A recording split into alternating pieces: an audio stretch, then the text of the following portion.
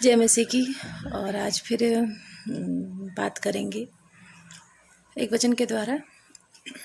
और वचन ये आमोस की पुस्तक 3 अध्याय उसका 7वां पद इस प्रकार कहता है,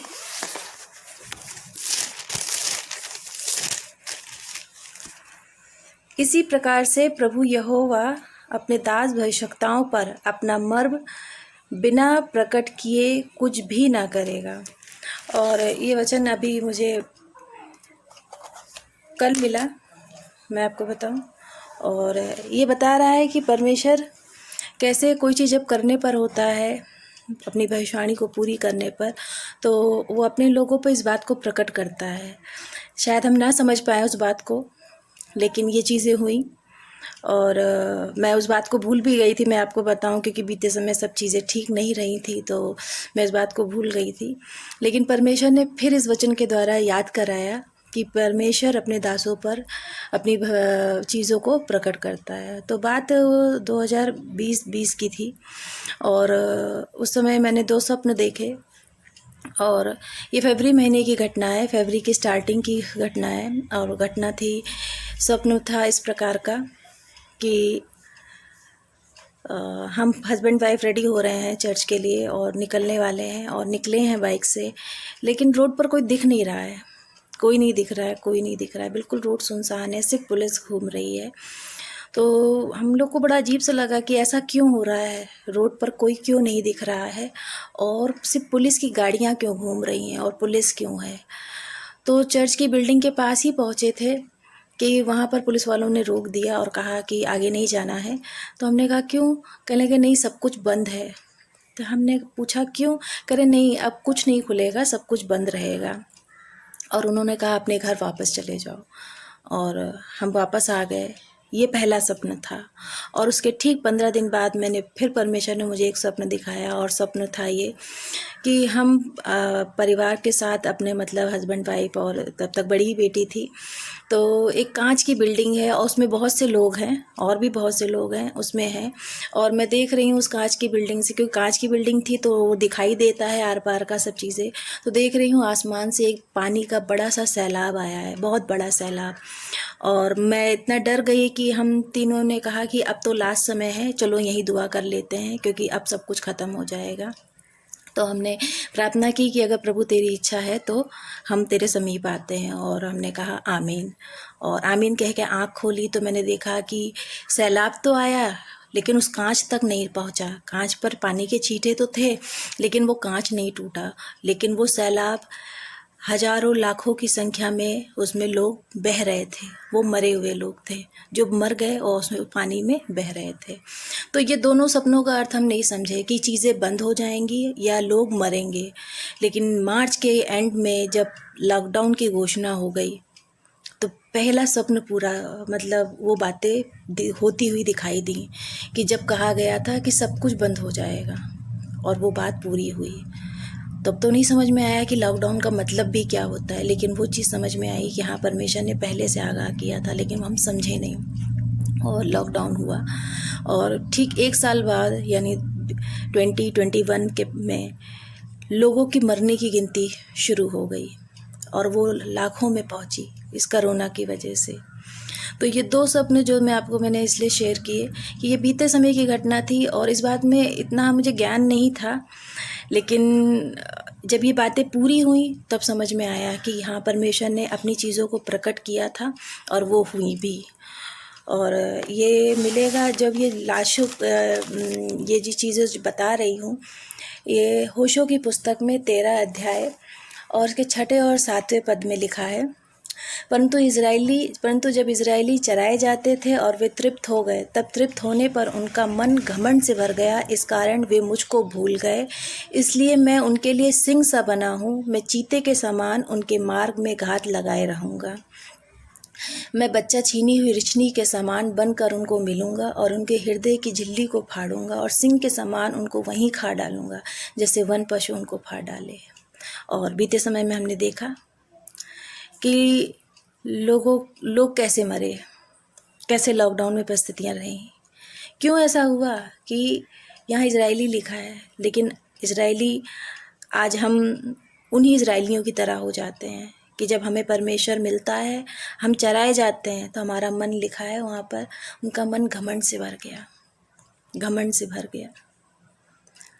पैसे का घमंड, रूप, रंग रूप का घमंड, ताकत का घमंड। और अन्य जाति तो जो थे वो तो इस दुनिया में नहीं रहे, लेकिन मसीही लोग भी, कितने लोग मरे, इस कोरोना की चपेट में आ गए। पैसा काम नहीं आया, लोग ऑक्सीजन लेने के लिए तरसते रहे, दवाइयाँ काम नहीं आई। वो घमंड कहाँ चला गया? वो रुपए का घमंड, वो ताकत का घमंड, कुछ काम ना आया उस पीरियड में, उस काल में कोई काम नहीं आया। और जब ये सब बातें हो रही थी 2021 में, ये सब चीज़ें, मतलब लोग बहुत मर रहे थे, तो मैंने परमेश्वर से पूछा, परमेश्वर ये चीज़ें क्यों हो रही हैं, ये कब ख़त्म होंगी?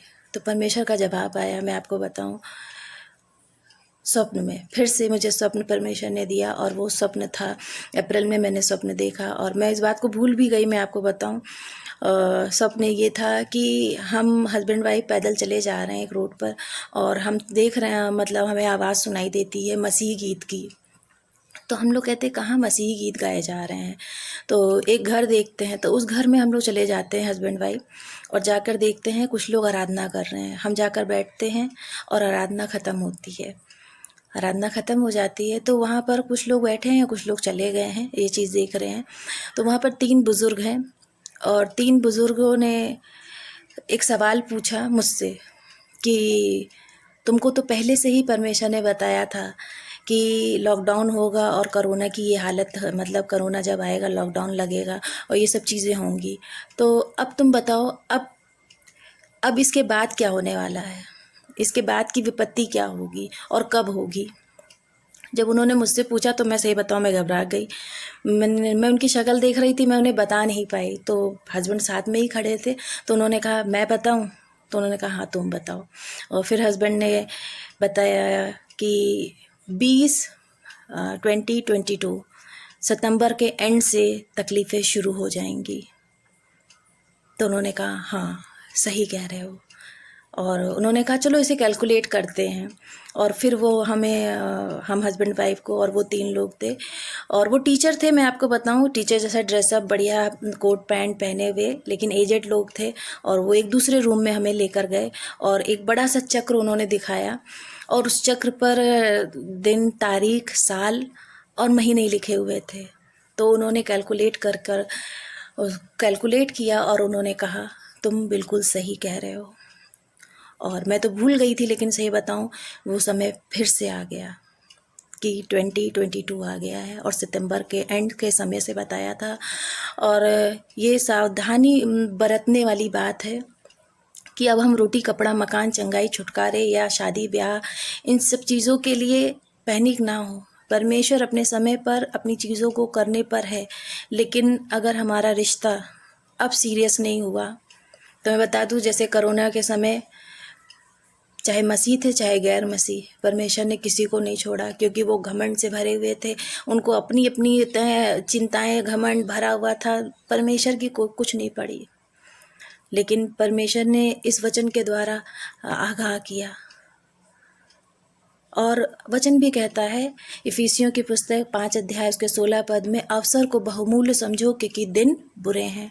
सच में दिन बुरे हो चुके हैं, और आने वाला समय और भयानक होगा।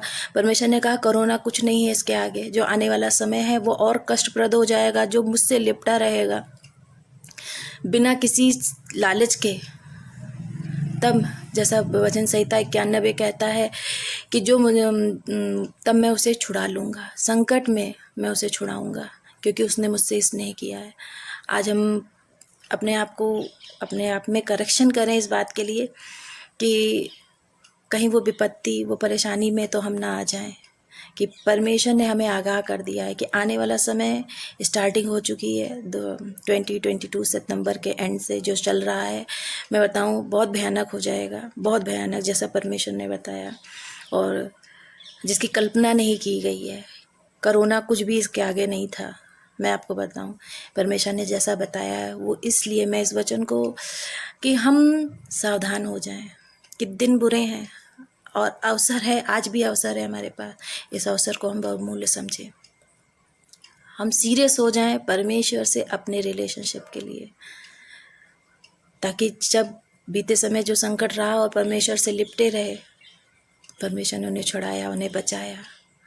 आज मौका फिर है कि हम बस उन्हीं बातों के लिए परेशान हो रहते हैं ना, हमें ये मिल जाए, चंगाई मिल जाए, रोटी मिल जाए, कपड़ा मिल जाए, ये मिल जाए, वो मिल जाए।